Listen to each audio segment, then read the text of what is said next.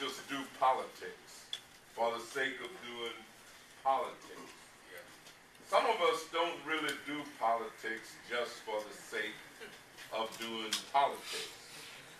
We do politics because we believe that politics is kind of like religion, that it really has a great deal to do with what you want life to be like, what you want your neighborhood to be like.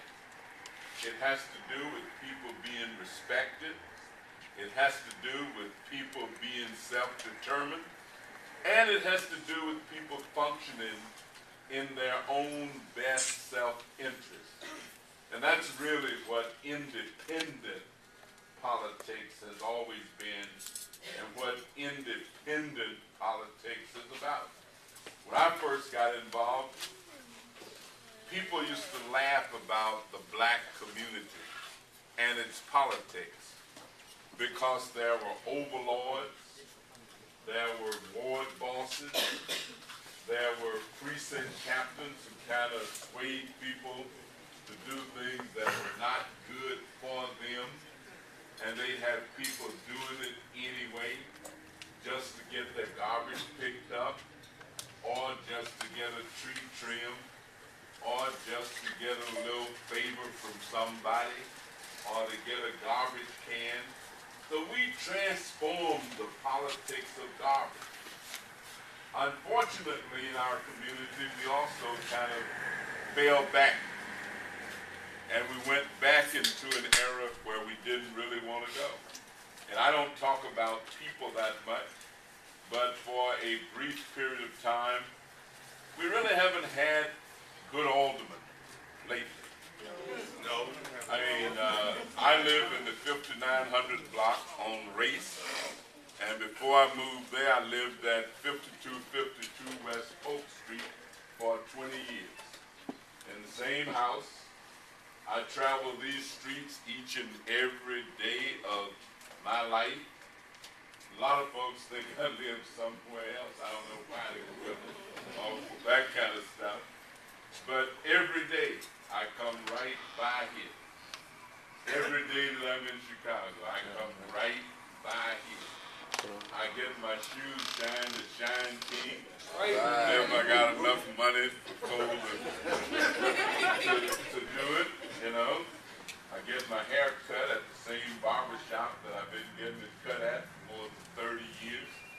I go in the store on the corner. I go in the stores that we call Arab stores. Most of those people know me when I go in their stores. And the reason they know me and the reason they kind of relate to me in one way is because they know my national politics, and they also know that I believe in a homeland for Palestinians. All right. These guys, they're not just somebody in the store. Right. That's just there. I mean, they know my national politics, and they know that I kind of relate to their community and their neighborhood. So I'm excited about what's about to take place. Yes. I'm really excited about the ability that CB has to cause all of you to come around. Let me tell you, finding people and getting people involved in this day and age is tough. People are cynical. They don't understand a reason, and trying to get them to do something is like pulling teeth. But the fact that all of you are here, and you're motivated, and you're stimulated, and you're activated, and you're willing to go out and do the things that are necessary, I have all of the confidence in CB that one could possibly have. I mean, I got confidence that he will represent the will of the people. And I don't believe that we're going to see C.B. Johnson with Rahm Emanuel. I don't know. Out at MacArthur's somewhere. The way our aldermen, I understand, has been doing. And there's nothing wrong with relating to different things. But I grew up in the South, and I ain't never seen a chicken leading a bunch of turkeys. I ain't never seen a bunch of pigs running behind a cow. I just never, ever seen that. And so people who don't understand the difference between who you support for things, I just don't know where they come from. They just don't have much understanding of the history of America. They don't have much understanding of the fact that their ancestors had to bow and scrape and laugh when wasn't nothing funny, had to scratch when wasn't nothing itching, had to say yes, a boss, and yes, ma'am, and yes, sir, and all of that kind of stuff.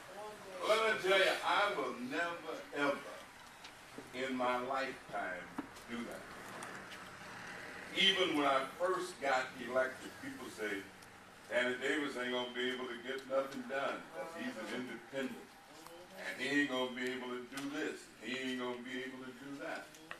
Well, they just didn't understand that if you organize, if the people are with you, and if you represent them, and you keep them moving, you can get anything going on that you want to.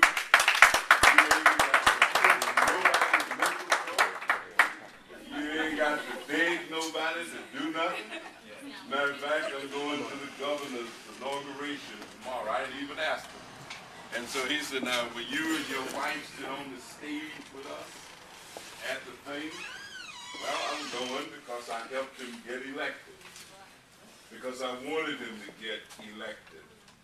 And people, what did you want? What do you want? I don't want nothing but good government. I want my people to be respected. I want people to get a job if there are any jobs available. I want people to get contracts if there are any contracts that has.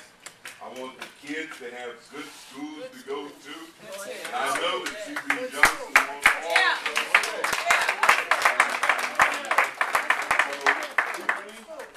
Good luck. I know that you and your wife are going to have a wonderful time. doing all this campaigning and all that kind of good stuff. And I just got a feeling that the 29th Ward is about to undergo a change. Yes.